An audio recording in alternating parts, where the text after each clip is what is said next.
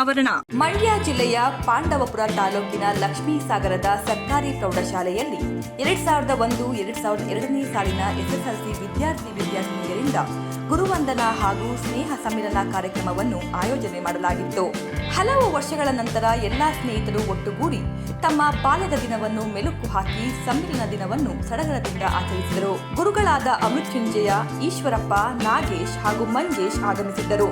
SDMC ಅಧ್ಯಕ್ಷ ವಿಶ್ವನಾಥ್, ತಾಲೂಕು ಸರ್ಕಾರಿ ನೌಕರರ ಸಂಘದ ಅಧ್ಯಕ್ಷ ಜಯರಾಮ್ ಕಾರ್ಯಕ್ರಮದಲ್ಲಿ ಭಾಗವಹಿಸಿದ್ದರು.